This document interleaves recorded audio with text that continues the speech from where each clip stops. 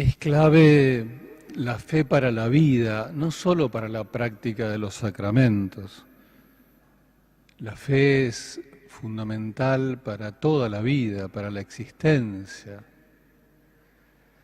Por eso es muy importante confesar la fe, que nos confiesen la fe, que nos transmitan la fe, que nos la compartan, que nos den testimonio de fe en los momentos especiales de la vida.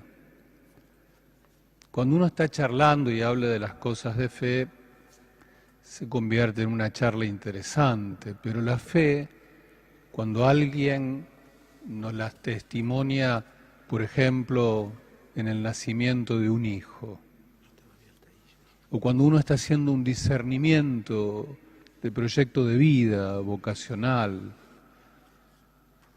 o cuando uno está aprendiendo algo fundamental para sí mismo, o en un momento de dolor, de enfermedad o de muerte. Cuando alguien se acerca y en esa circunstancia nos confiesa su fe, nos da testimonio de su fe, eso puede calar hondo y ayudarnos a tener una luz nueva, pero ya no para tener mejores ideas, sino para vivir, transitar esa situación de otra manera. La fe es para la vida, la fe es para toda la vida. Y la Iglesia está atrás del que testimonia la fe. Esto es muy importante y quisiera recalcarlo. En nuestra fe cristiana, la Iglesia, la comunidad eclesial, la fraternidad eclesial, no es algo que uno puede prescindir en la confesión de la fe. Aún estando yo solo frente a otro, no predico yo solo. Mi fe es la fe de la Iglesia. Yo la recibí de la Iglesia y la que da autoridad a mi testimonio es la Iglesia. Es verdad que hoy todas las instituciones han caído en descrédito, también la Iglesia, y los pecados de la Iglesia y de sus miembros ayudan a la pérdida de credibilidad.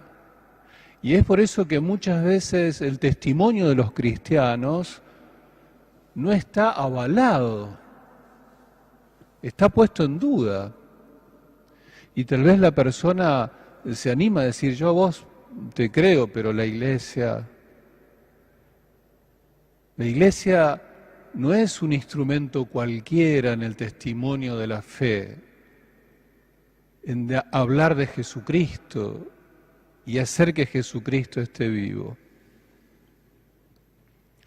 El Evangelio de Mateo nos cuenta un momento en donde parece que Jesús para la misión y le pregunta a sus discípulos, no tomando el examen, no es un examen de cuánto vienen aprendiendo de lo que Él dice, no es un examen de doctrina.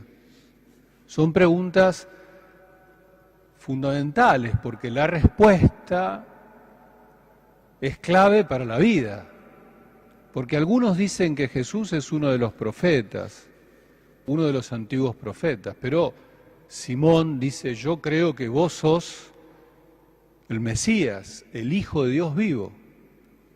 Y Jesús le dice, mirá, eso que vos estás diciendo, esa manera de verme a mí, que soy un hombre, pero vos decís que yo soy el Mesías, el Hijo del Dios vivo, eso es un regalo que Dios te da a vos, Simón. Si alguien confiesa que Jesús es un buen profeta, bueno, uno escucha las palabras de un profeta con atención, pero son palabras pasajeras. Pero si alguien dice, no, yo creo que vos sos el Hijo de Dios,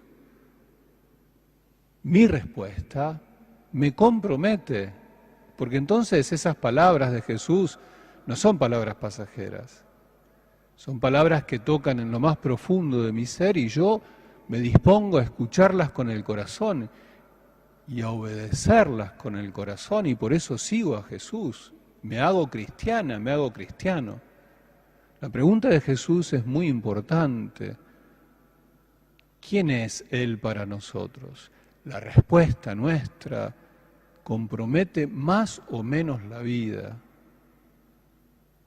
Si respondo que es el Hijo de Dios, quedo en alianza con Él.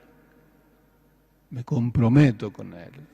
Si es uno más, un profeta más que dice cosas lindas, mi compromiso es relativo. Pero frente a la respuesta de Simón llama la atención lo que dice Jesús, que no es una palmadita en el hombro. No es que Jesús le dice a Simón: muy bien, Simón, respondiste muy bien, adelante, fuerza. La respuesta de Simón hace que Jesús se comprometa de una manera muy particular con este hombre al que le va a cambiar el nombre. No se va a llamar más Simón, le va a poner un apodo simbólico, pero no cualquier apodo. Le va a decir: yo te voy a empezar a llamar Roca. Si ustedes van al Antiguo Testamento, en muchos lugares del Antiguo Testamento, el pueblo de Dios, que no podía nombrarlo a Dios, una de las formas que tiene de llamarlo a Dios es Roca. Porque el pueblo de Israel, la fe, no era una confesión de doctrina, sino era la confianza en el Dios en quien me apoyo, que es roca, firme.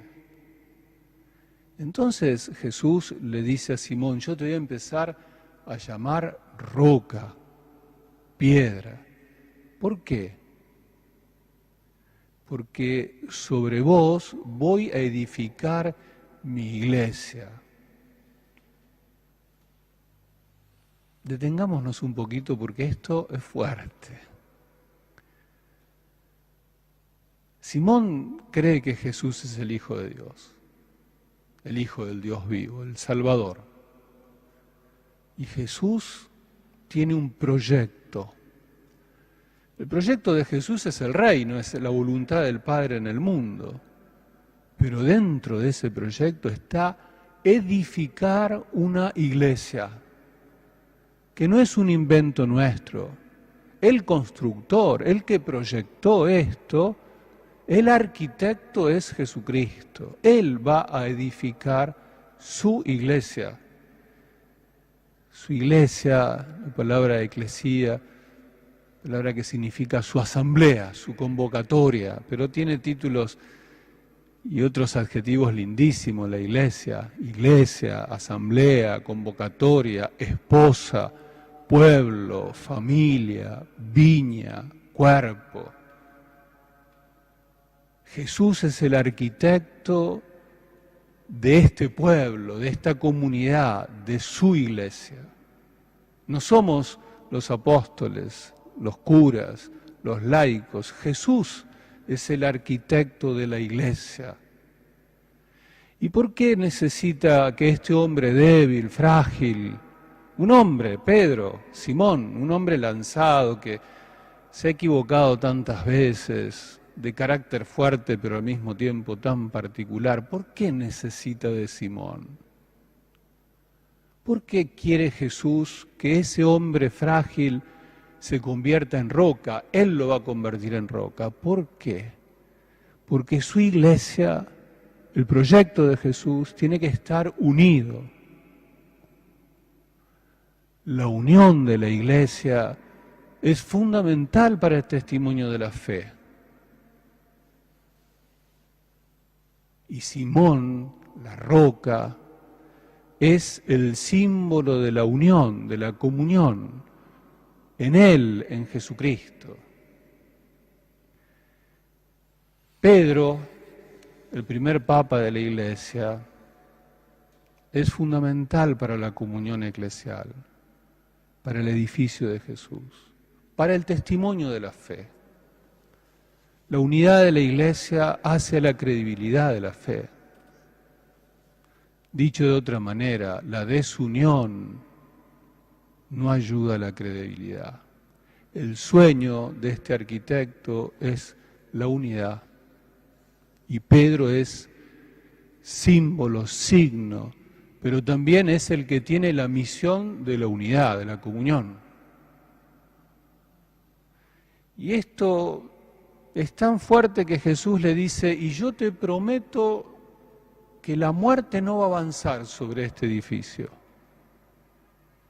Este es el compromiso de Jesús.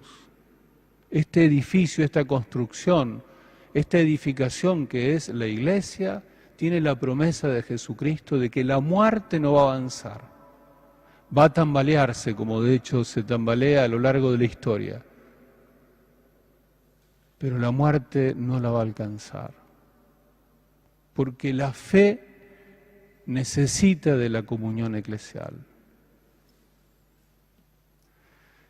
Son tiempos estos en donde cada uno dice sus verdades, se afirma, tiempos de mucha subjetividad.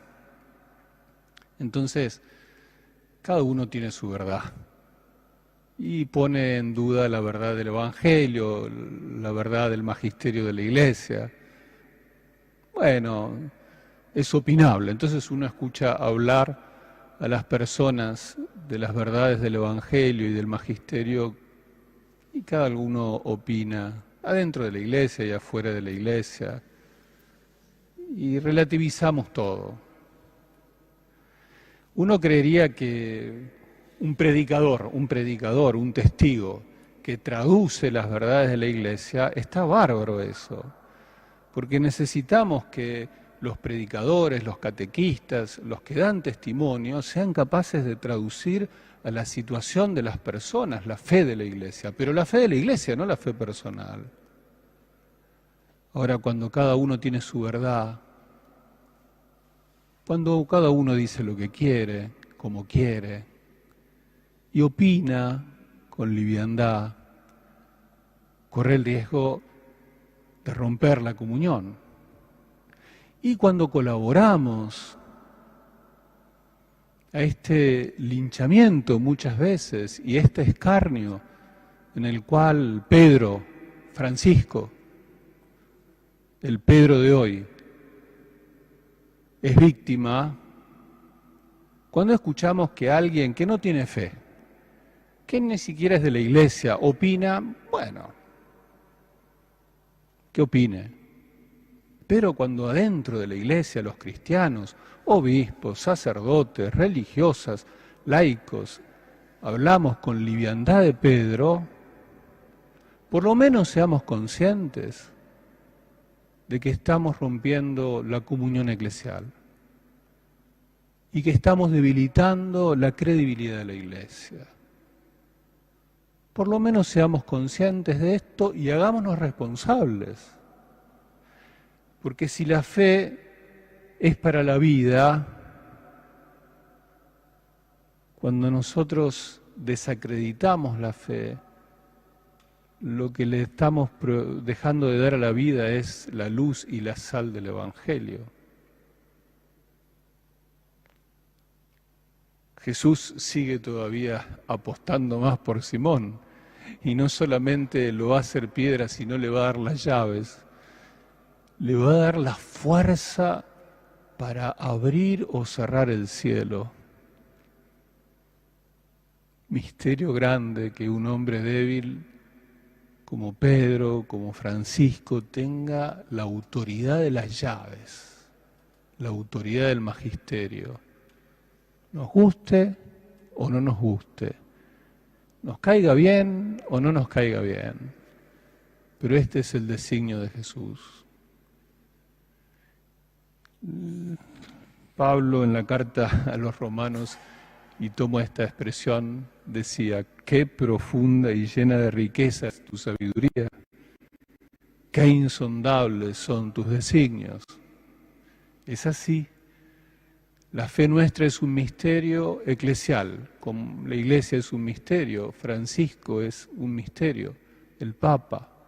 Pero esto es lo que ha querido Jesucristo. Por eso Pidámosle al Señor que nos regale esta fe viva, capaz de testimoniarla siempre en comunión eclesial. Son tiempos de la historia en donde la comunión de la Iglesia le haría mucho bien a la comunión del mundo. Nosotros hablamos de la unidad del mundo, hablamos de la necesidad de superar las grietas y a veces dentro de la Iglesia no vivimos la unidad. Es un desafío grande poder vivirla con fe y con humildad. Pidámosle al Señor que nos dé esa riqueza y ahora que vamos a proclamar nuestra fe, que esta fe nos comprometa a la unidad. Digamos juntos: